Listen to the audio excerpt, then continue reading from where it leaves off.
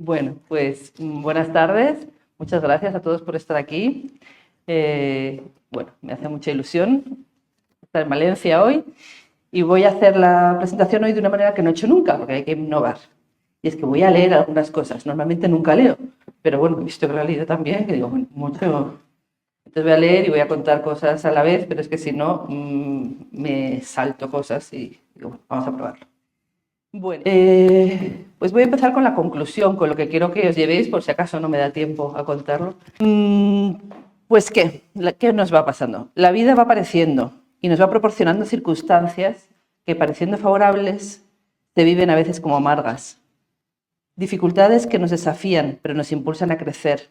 Sorpresas en el camino que no esperábamos y nos cambian la vida. Esto pasa tantas veces con la enfermedad, ¿no? Cuando surge el cáncer. Nada es recto, todo es un camino serpenteante en el que tu mejor y mayor herramienta eres tú.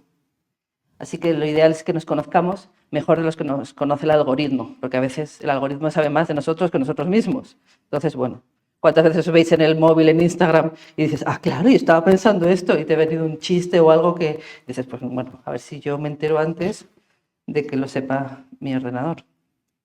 Así que cuanto más sepas cuáles son las emociones profundas que se alojan en ti y puedas hacer algo con ellas, más fácil será el camino. Para nosotros como psicólogos esto es fundamental. ¿Y de qué va mi camino?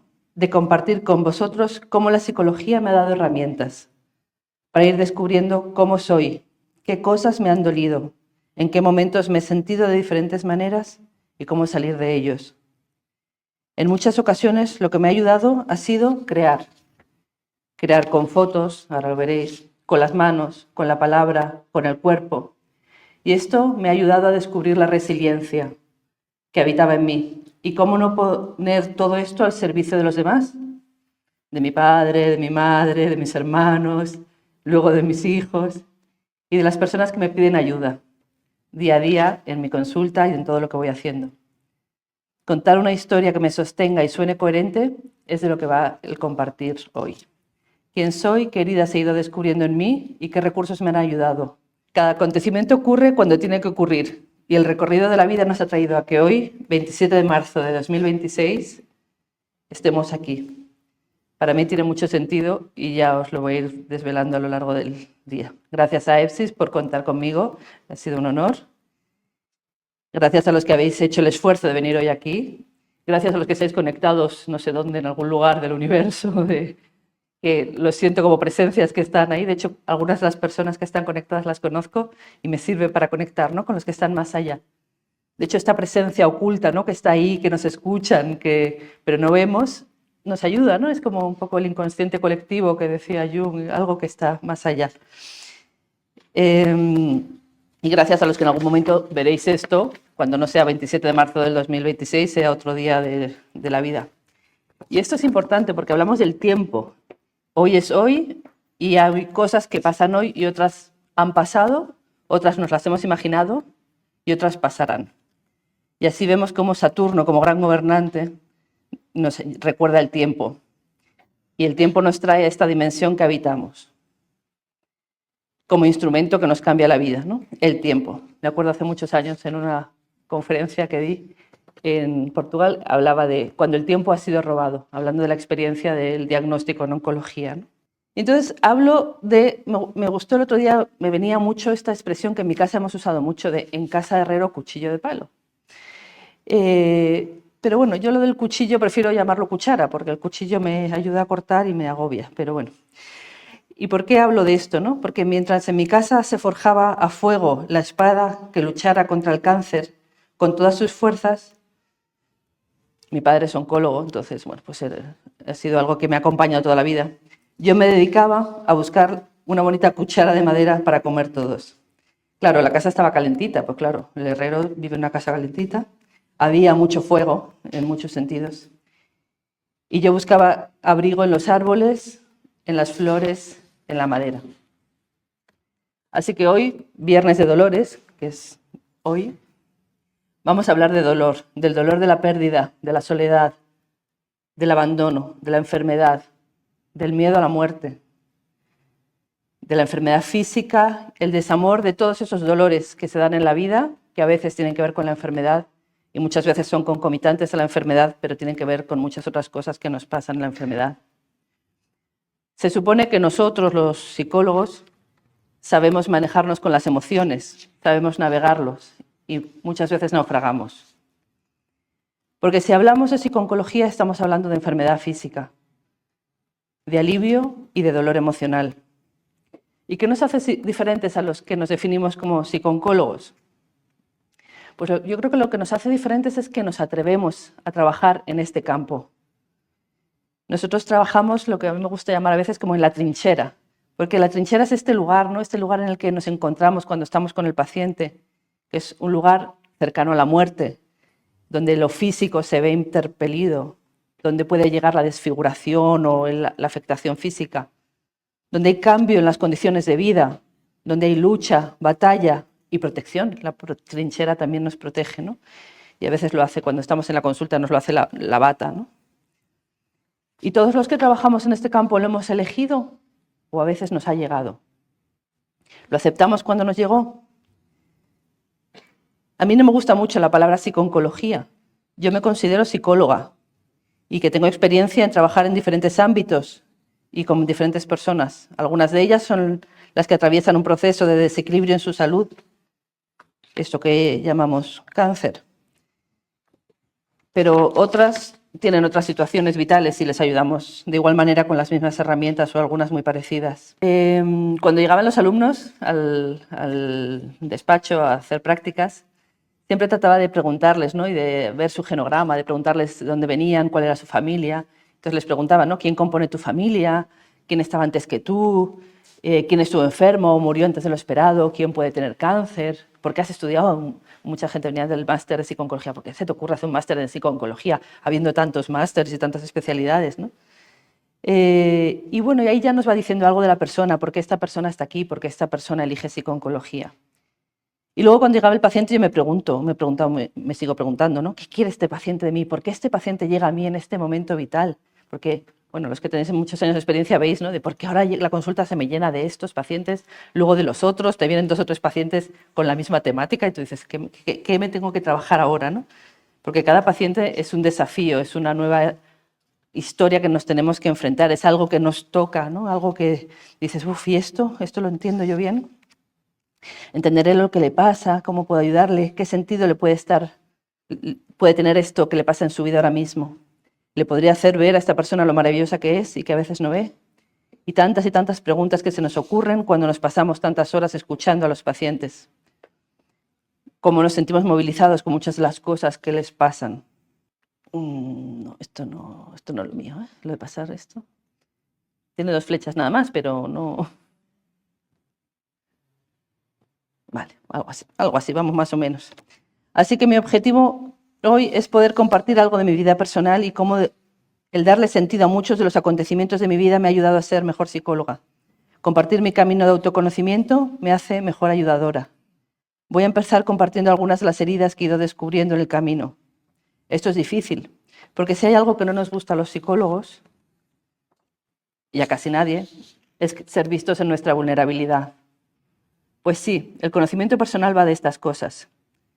Y aquí, como muchos son psicólogos, confío en el secreto profesional. Pues quizá que esto es lo que pasa, ¿no? Vemos nuestros dolores, vemos las heridas y vemos las cicatrices. Y si me echas un vistazo, parezco entera, parece que estoy bien, pero en realidad, como me decía uno de mis terapeutas, tú das el pego. Y eso significaba, ¿no? Que luego ibas ahondando y decías, bueno, tenía goteras por todos lados. Empecé a hacer apoyo emocional siendo yo muy pequeña, seguramente como muchos de los que habéis estudiado psicología, pues en casa, con nuestros padres, con las situaciones. Y ya me gustaba oír, ¿no? Lo que les pasaba a los demás e intentar que se encontraran bien. Porque algo que he aprendido hace tiempo es que los niños siempre quieren que sus padres estén bien. Y van a hacer cosas impensables para que sus padres estén bien. Y se esforzarán mucho en ello. Porque además los hijos conocen a sus padres o conocemos a nuestros padres. A las madres desde dentro las hemos conocido. Y a los padres, pues bueno, desde muy pequeños. y a veces conocemos cosas de ellos que ni ellos mismos saben. Bueno, entonces empezando mi historia por el principio, que aunque no fue lo que primero identifiqué yo de mí misma, lo identifiqué más adelante, pero bueno, así es como yo nací, muy pequeñita, prematura. No fue un principio fácil, aunque no lo recordamos de manera consciente, pero de alguna forma sí se queda grabado. Pesaba menos de 1 kilo y eso a todo el mundo le daba mucho miedo. En este punto se grabó a fuego muchas cosas, ¿no? La herida del abandono, la separación, el frío. Empecé a conocer lo que supone luchar para respirar, para moverme, para comer. Y fundamentalmente para poder conectar, ¿no? Conectar con el otro. Todo el mundo estaba detrás del cristal, como ahora pasa con los que están allá lejos, ¿no? En algún lugar detrás de la pantalla. Y alrededor mío había miedo, dolor, muerte, velocidad, sorpresa, que parecido a lo que hay en oncología también, ¿no? Y recursos que me ayudaron en ese momento. ¿Qué fue lo que en ese punto yo creo que me salvó la vida? Pues que en esta escena en la que, bueno, pues un nacimiento prematuro, rápido, os podéis imaginar, ¿no? Hace 54 años, pues bueno, pues un hospital, Madrid, tal, pero bueno, pues un nacimiento que nos espera pronto. Uf, muy pequeñita, muy pequeñita. Esta niña no puede vivir.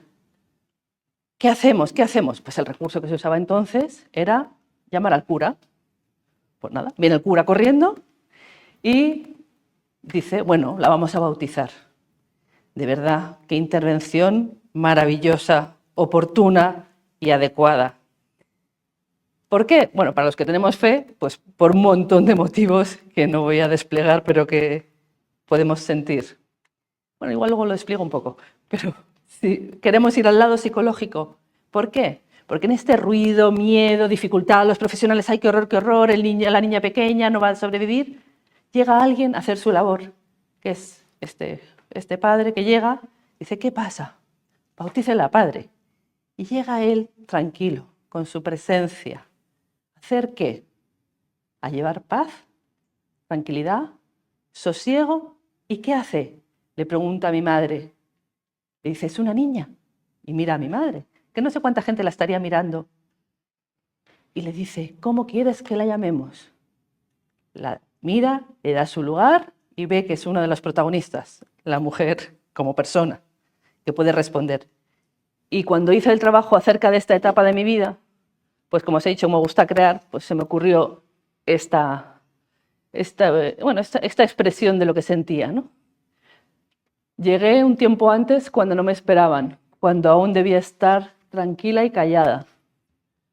Abrí los ojos y sentí el frío y sobre todo el agudo sonido. Las miradas, carreras, sensaciones frías, del miedo que corta, paraliza y no abriga. Fue duro, rápido, doloroso y todo empezó a nublarse un poco. Yo salí y esperaba encontrar abrigo y lo que sentí fue un brutal castigo. Manos rápidas, medidas, sustos y respirar dolía mucho, mucho, mucho. Nadie me miraba al fondo, nadie contactaba con mi alma, ni con ese ser que al rezar se calma. Y mamá estaba asustada y lejos, sin poder tocarme, mirando a lo lejos, pensando en lugares lejanos, soñando con abrazos y besos. Aquellos que no nos dimos, aquellos que nos guardamos. Bueno, pues ese fue el principio, ¿no? Ya iba yo bien preparada para luego trabajar en esto, ¿eh? Mi madre y mi abuela, que luego intentaron, que al principio no me pudieron coger y luego intentaron recuperar el tiempo perdido. Pero ya había algo en este lugar que yo sentía que algo se rompía, algo se había roto. Y esto que cuando he sido mayor lo he visto de muchas formas, cuando tenía esta pieza, se cayó al suelo y se rompió y fue como... ¡oh! Y la sensación está de que hay cosas que cuando se rompen no se pueden arreglar. Esto, yo en qué lo he sentido, pues no sé, cuando ves a alguien que le da una bofetada a otra persona, bueno, un padre que le da una bofetada a un hijo, o sea, esos momentos en los que dices, has roto algo que no se va a arreglar. Lo podemos pegar, lo podemos disimular, podemos hacer muchas cosas, pero hay cosas que se quedan en cicatrices. Bueno, estas son algunas fotos. Esas cicatrices es lo que también a veces llamamos, ¿no?, las huellas perinatales, ¿no? O sea, esas cosas también muy iniciales que se rompen, no siempre tiene que ser en el inicio, también se pueden romper después. Como niña, pues bueno, no fui vista en las necesidades que tenía, las secuelas que habían quedado de mi nacimiento, de mi paso por la incubadora. Era una niña seria, muy observadora, seguramente tenía algo de hipotonía, dificultades respiratorias, problemas de habla. Pero no había mirada para esto, no sabíamos los nombres, no había recursos o no se querían buscar, por miedo. Porque esto es lo que a veces queda alojado en las familias, ¿no? Cuando un niño ha tenido un problema grave y luego no sabemos cómo acompañarle, ¿no? Porque la atención estaba puesta en otras cosas. Por lo que sea, no sé, por muchos motivos, ya está, las familias atraviesan lo que pueden. De hecho, es difícil encontrar una foto mía de niña en la que aparezca riéndome. ¿Y qué recurso desarrolla allí? Ir a mi mundo interno. Ya había aprendido la incubadora, ¿no? Te metes para adentro o te disocias y buscar soluciones. Mi hermana jugaba con muñecas y yo resolvía puzzles. Me decía, eres una aburrida, nunca juegas. Y no veáis lo que juego ahora en la consulta con los niños. Me lo paso jugando todo lo que no jugué.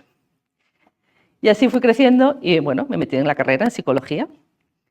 En primero de carrera, pues bueno, también tenía preparado el destino, algo divertido. Bueno, divertido, ya sabéis, la ironía nos gusta. En primero de carrera tuve un accidente de tráfico en el que yo conducía, el coche se quedó siniestro, mi madre resultó herida y después de 3 meses de UCI, parecido a los 3 meses de incubadora, mi madre murió. Esto me hizo adentrarme en la experiencia de duelo, en una familia en la que no estaba permitido hablar de emociones. Atravesé toda la carrera apasionada por lo que estudiaba y tratando de ir uniendo piezas del puzzle de lo que suponía vivir sin mi madre en casa. Mi madre pasó de estar presente en la casa a estar en una imagen, en un cuadro en la pared. Y desde las fotos que teníamos suyas, la vida seguía sin ella. Era alguien a quien ya no podías llamar. Y yo fui estudiando la carrera desde su ausencia, desde la responsabilidad de cuidar a mis hermanos y desde un padre que trabajaba mucho salvando vidas. ¿Qué aprendí en esta época? Acordaros de la resiliencia.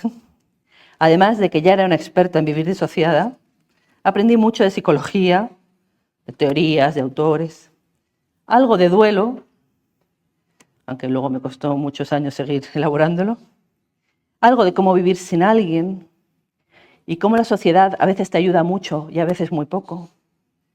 Cómo se puede organizar la vida de una familia, los roles, las costumbres, los planes. Y mi padre seguía salvando vidas. Investigué las personas que formaban mi árbol genealógico. Pude encontrarme con recuerdos antiguos, anécdotas curiosas, principios de historias que después se han ido desenvolviendo en la vida que tengo hoy. Y mi primera formación después de la carrera fue un máster en terapia familiar sistémica, donde pude aproximarme a las familias sin diagnosticarlas. ¡Qué liberación! Menos mal, porque como me hubiera puesto a poner etiquetas diagnósticas a mi alrededor, me habría muerto de miedo. Así que me agarré a la connotación positiva, que era algo desconocido, pero muy útil, ya que en mi casa gobernaba el juicio. Acordaos que mi padre era médico y había sido entrenado en el juicio clínico y venía de una familia de abogados. Así que también estaba acostumbrado a juzgar a todos y a todo.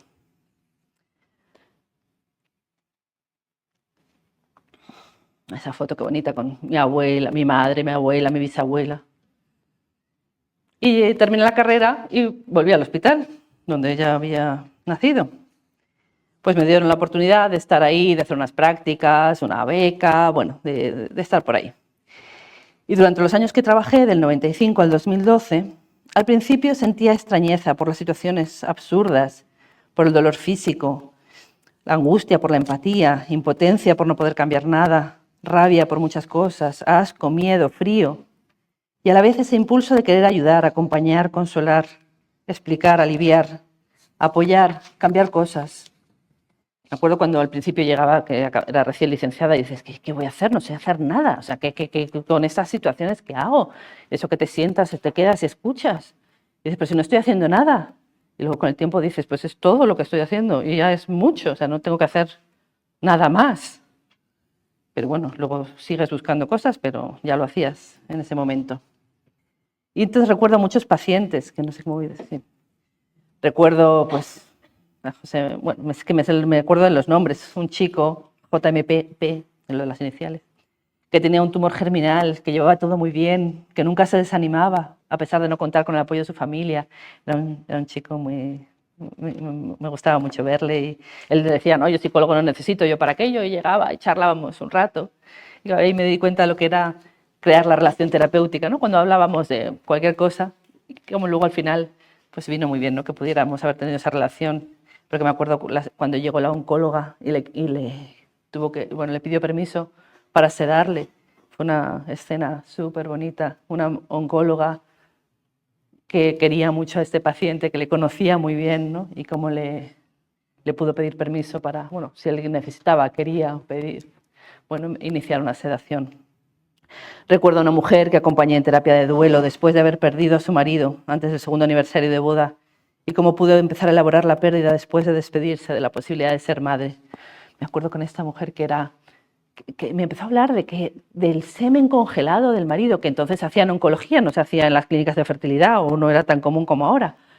Y claro, que era como un concepto que todavía no tenías muy claro y hasta que no pudo decidir descongelarlo y descongelar la posibilidad de ser madre, no empezó su duelo. Bueno, recuerdo un padre que nos fue relatando por escrito que iba sintiendo durante 2 años después de la pérdida de su hija muy joven, que había rechazado ponerse el tratamiento. Y como semana tras semana nos iba leyendo todo su proceso de duelo. Digo nos porque casi siempre, cuando hemos podido, estábamos 2 psicólogas, que eso es maravilloso para un cuidado adecuado del paciente y de la psicóloga. Recuerdo ese chico que quería ser tenista, esa madre que tenía hijos pequeños, esa gemela que no quería dejar a su hermana, ese inmigrante que quería volver a su país, esa chica que jugaba al baloncesto y después de amputarle la pierna se hizo entrenadora, ese hombre que se casó en la planta, esa hija que se pudo despedir, ese hombre que escribía poesía, ese jefe de servicio de pediatría al que no sabía yo qué decirle, cómo apoyarle, cómo ayudarle. Y un día le llevé unos mandalas para que coloreara y de repente se apasionó con los mandalas. Y eso que dices, qué curioso, cuando ya no sabes qué recursos usar y usas unas cosas sencillas y sirven. Recuerdo muchos pacientes que lucharon junto con oncólogos para vencer la enfermedad, mientras con nosotras tejían la historia de sus vidas, incluyendo este episodio. Recuerdo los que sacaban su mejor sonrisa, los que se derrumbaban, los que se engañaban, los que se hacían aliados de los médicos y los que se enfadaban con el mundo.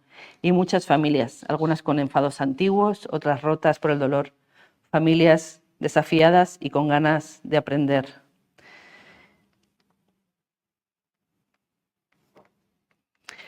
Y mientras yo iba tratando de buscar, aprender, descubrir, rendirme y muchas veces simplemente estar.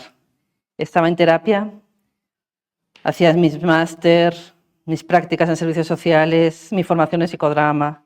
Hice un taller que me gustó y me ayudó un montón, que era el encuentro del terapeuta con el duelo, la muerte y el morir, que lo hice pues, bueno, desde el psicodrama. Se lo hice muchas veces, lo hice unas veces como participante, otras como ayudante. Y como esto, ¿no? de cómo acompañar la muerte, ¿no? Cómo pensar en nuestra propia muerte, cómo pensar en la muerte de nuestros seres queridos. Muy, muy importante, ¿no? Y qué difícil es muchas veces atravesarlo. Aprendí hipnosis, fui a congresos, preparé presentaciones, investigaciones, medidas. Y a medida que iba pasando los años iba sintiendo que estaba más y más cansada, que a pesar de encontrar mucho sentido en ver a los pacientes, acompañarlos y descubrir maneras diferentes de hacer las cosas, había otros momentos en los que no quería seguir. Y aprendí de burnout. Los síntomas, la forma de manejarlo. Os recomiendo ver bueno, Fidel Delgado, no sé si le conocéis, es un psicólogo maravilloso que ha trabajado mucho tiempo en hospital. Y esto es una ponencia que dio hace muchos años que se llama Mecánica y Mística de la Empatía. Y a partir del minuto 19 tiene un trozo que habla del burnout. Te mueres de la risa. Porque una de las herramientas que tenemos que tener en el hospital es el humor, porque si no te da algo. Y entrar en un despacho y oír los chistes que se dicen solo lo puedes entender si trabajas dentro y si ves que esa medida es necesaria para no morir en el intento.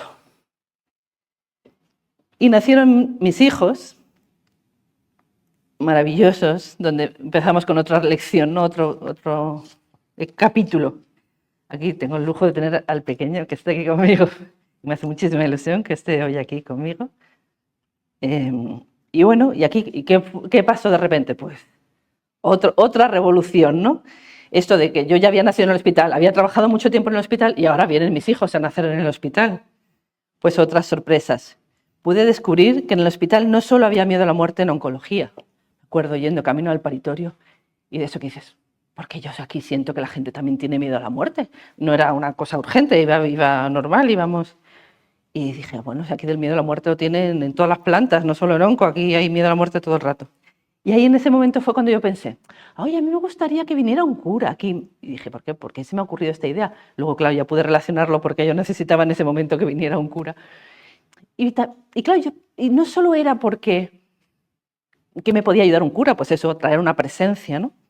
Y alguien que conectara, y alguien que dijera que este momento es sagrado, y alguien que diga cuando un ser humano nace, tenemos que respetarlo, igual que cuando alguien muere. O sea, esos dos momentos sagrados de nacimiento y muerte son sagrados. O sea, vamos a darles la dimensión sagrada. ¿Sagrada qué es? No solo trascendente con lo espiritual, que el que lo quiere ver lo ve y el que no lo siente, sino del respeto total y absoluto a que lo que está pasando no podemos vulnerarlo, no podemos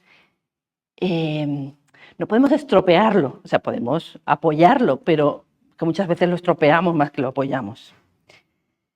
Y bueno, los nacimientos de mis hijos fueron totalmente hospitalarios, con todo el pack completo, ¿no? Violencia, separación, intervenciones innecesarias, bueno, pues lo que viene siendo o que venía siendo un parto en el hospital. Estamos mejorando también en ese sentido. Y ahí tuve que volver a formarme. Me hice doula, leí todo lo que encontraba de embarazo, parto, posparto, nacimientos, acompañamiento en el nacimiento, humanización del cuidado del bebé. Y se me cruzó un taller para trabajar con las memorias tempranas. Y fue donde empecé a estudiar, a ver mi historia en el hospital, mi historia de incubadora y cómo esto me estaba marcando. Porque yo estaba quemada, quería salir de oncología, pero no me podía ir. ¿Por qué no me podía ir de oncología? Entonces vi que esa historia de la incubadora me tenía ahí atascada, porque yo decía, bueno, yo me iré cuando no me renueven el contrato. Y ya, pues ya está, me salgo de aquí. Digo, no, pues si no quiero estar, ¿para qué estoy? Y bueno, haciendo todo el trabajo con las memorias de incubadora, vi cómo mi salida de la incubadora y del hospital tenía que ver con mi atasco a no poder salir ahora tampoco. Y bueno, pues haciendo un trabajo y tal, conseguirme del hospital en 3 meses. 3 meses otra vez. Y bueno, otro gran descubrimiento en esta etapa fue la lactancia, que también fue como, ¿esto qué es? Pero ¿cómo puede ser que en la carrera de psicología nadie nos habla de la lactancia? ¿Pero cómo puede ser que nadie nos diga nada de lo que pasa aquí? Cuando me di cuenta de que la mama no era solo el lugar donde aparecía un bulto, donde una tumoración, un cáncer, o el lugar donde se recibía quimioterapia, o que se operaba, o que se amputaba, sino que era fuente de vida. Claro que lo sabía, pero no lo sabía, yo no lo había atravesado y tampoco nadie me lo había dicho. Ahí, bueno, me pareció como, ¿qué es esto? ¿No? Y en este cambio de paradigma, ¿no? Donde te das la vuelta y piensas que lo que estabas pensando no es lo que era. Y así, pues eso, hice un curso de lactancia, un máster universitario en lactancia materna, que fue alucinante, pero bueno, la experiencia grande fue tener a mis hijos y darles de mamar. Que claro, mi hermana me decía, tú lo que estás es sanando tu herida. Y digo, pues también, eso también. Pero bueno, también estoy disfrutándolo y descubriendo todo lo que supone esto, ¿no? Y cómo la lactancia es el camino del vínculo, ¿no? Que con el biberón también se puede hacer, pero la lactancia es el camino ya establecido. Aunque por supuesto que hay mucho dolor, dificultad y muchos obstáculos. Bueno, y ¿qué os puedo contar? Pues como la vida nos va poniendo lo que necesitamos, pues estando todavía en oncología, sin haberme ido todavía, pero ya estudiando lo de doula y todo este cambio, aparece una paciente de estas que te aparecen, ¿no? Que de repente dices, muchas gracias universo por traerme esta mujer aquí, y aparece maravillosamente esta chica, os podría decir su nombre, maravillosa. En la planta de oncología ingresan, chica, 16 años, posible diagnóstico de no sé qué en la pierna, embarazada. Yo, una embarazada, voy corriendo a verla. Pero estaba en la planta de onco. Pero entonces, pues claro, ¿quién iba a atender a esta chica? Que tenía 16 años y estaba en la unidad de adultos, entonces no sabían verla. Que tenía un cáncer, pero estaba embarazada. Entonces, los ginecólogos no querían verla porque tenía cáncer y porque era adolescente. Los oncólogos no querían verla porque estaba embarazada. Era de etnia gitana, por lo cual nadie quería verla tampoco. Porque la familia venía toda con ella. Y yo, bien, la familia, la familia. Entonces, claro, tenía todos los elementos para que decía, qué interesante, ¿no? Y la verdad que fue un caso precioso. O sea, bueno, ya me entendéis los profesionales, ¿no? Lo de los casos preciosos, que los de fuera dicen, pero ¿cómo que precioso si era un horror? Sí, muy duro, muy difícil, pero de gran enriquecimiento mutuo. O sea, para ella yo creo que fue maravilloso encontrarme y para mí fue maravilloso acompañarla. Porque a la vez que íbamos preparándola para recibir los diferentes tratamientos de quimioterapia que recibió durante el embarazo y cómo aceptar los efectos secundarios de la quimio, la caída del pelo, todo, la íbamos preparando para el nacimiento del bebé. Pues un embarazo adolescente, pues cómo asumirlo, vincularte, el apego, tal. Y llegó el día del parto, dio a luz. Bueno, el parto fue inducido para poder poner más quimio, un poco antes de tiempo. La niña fue a la incubadora. Y bueno, este es el encuentro, ¿no? Cuando por fin ella, que después del parto fue a la UBI, puede encontrarse con su niña en la incubadora. Y que bueno, antes de eso habíamos hecho también todo un trabajo para poder mantener el vínculo, aunque estuvieran separadas. Y bueno, pues fue muy bonito. Ahí me tuve que pelear también, porque yo iba a ver a la niña todos los días, pero como no era familiar no me dejaban tocarla. Bueno, pues ahí todo. Entonces fui ahí removiendo también toda la historia mía y peleándome con el sistema, como era también mi especialidad. Y bueno, pues esa es la historia de Carmen. La niña nació el 21 de marzo, o sea que hace poco que ha sido su cumpleaños, y la madre murió al poco tiempo de que la niña naciera, como era parte de la historia que tenían que recorrer. ¿Qué más? Bueno, durante la formación en terapia perinatal que hice después, pude explorar muchas de las memorias que tenía alojadas en mi cuerpo desde el momento del nacimiento, y esto me ayudó a entender bastantes aspectos de mi vida.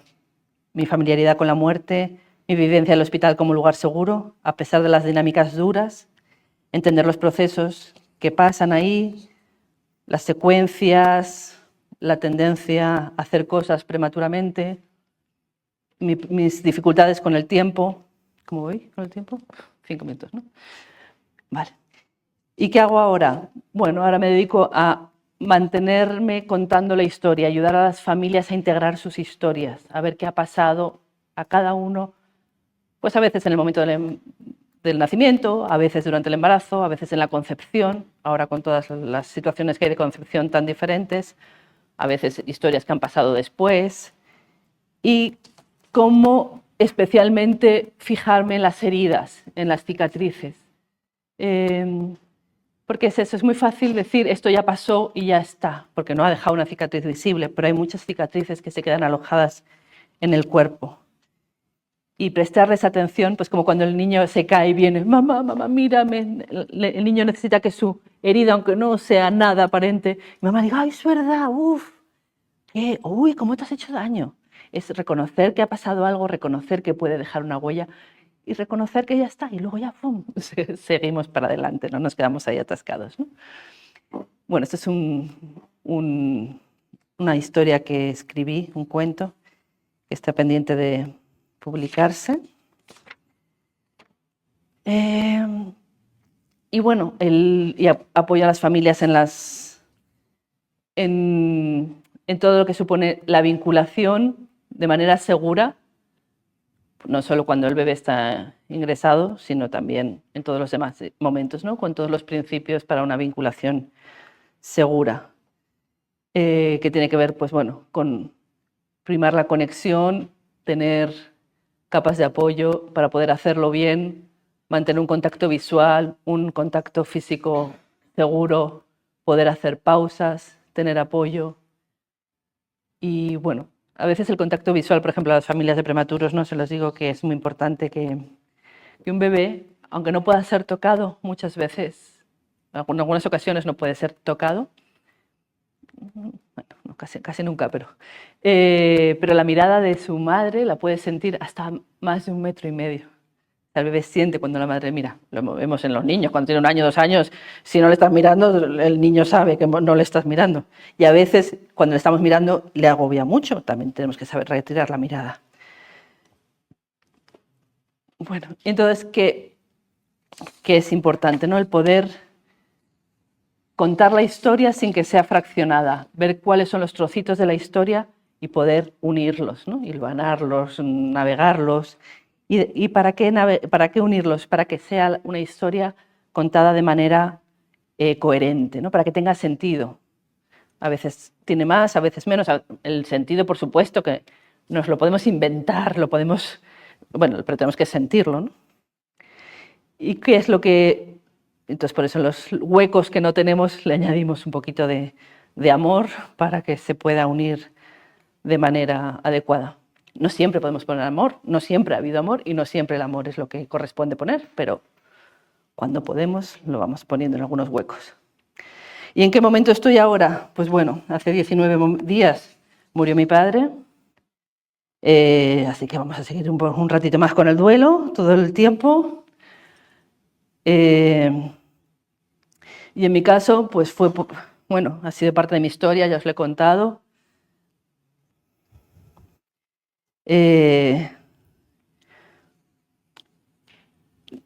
Bueno, su herencia, su legado habita en mí. Mi padre era oncólogo y yo viví su profesión desde siempre. Todo en casa se organizaba alrededor de sus horarios, de sus preocupaciones, de sus guardias, de sus consultas, de las visitas a pacientes, congresos médicos, estudios. Su profesión era lo primero. Y ahí aprendí que la enfermedad es urgente. Es una batalla que no hace una pausa, que paraliza a las familias, y la angustia de las familias que llaman en mitad de la comida debe ser atendida. Y ahí me acostumbré a esperar mi turno, a posponer mis necesidades. Y mi padre, que tenía muchísimas características maravillosas, una persona con gran vitalidad, gran fuerza, muy optimista, y que yo creo que ese optimismo sí que me lo ha contagiado, ¿no? Que él curaba con las manos, acompañaba con la palabra y llegaba a otros con la presencia.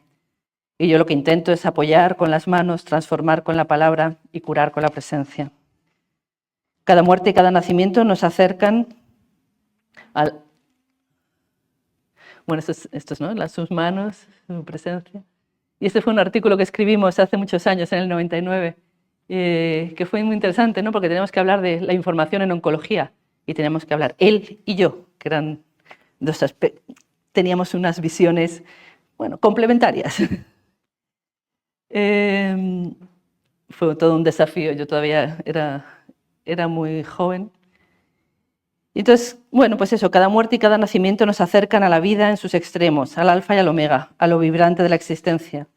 Cada muerte nos cambia el panorama de nuestro árbol genealógico, porque alguien pasa al otro lado del velo, a habitar los espacios invisibles, a alojarse de diferentes maneras en nuestra memoria, a ser nombrado en diferente conjugación en nuestro discurso. Las fotos en las que aparecen pasan a ser algo que ocurrió recientemente y podemos compartir con otros, y pasan a ser la captura de un momento que nunca volverá a darse, un reflejo de algo que puede producir nostalgia o pena, o sonrisa o alegría de haber sido vivido. Muchas de las cosas que he ido haciendo han tenido que ver con toparme con el dolor, o la disociación, o mirar la herida, buscar soluciones normalmente intelectuales y aplicar lo aprendido en mi vida y a la de mis pacientes. Ningún momento vivido volverá a ser, aunque algunos de los que no se repiten, está bien que no se repitan. Y otros sí se volverán a repetir, porque las fotos también son tramposas, nos capturan los momentos buenos donde todos estamos dispuestos a posar. Hay otros momentos que no serán capturados, aunque sí en otros lugares. Gracias por escuchar, gracias por permitirme expresar todo esto en presencia vuestra.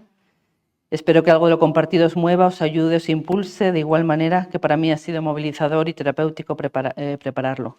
Gracias por permitirme hablar de historias de ruptura, de separación, de vínculo perdido, de disociación, de trauma, de pérdida y duelo, y de reparación, sentido, espiritualidad, terapia, vínculo, confianza, sabiduría, impulso vital y sabiduría ancestral. Nada ocurre por casualidad, Gracias a Dios.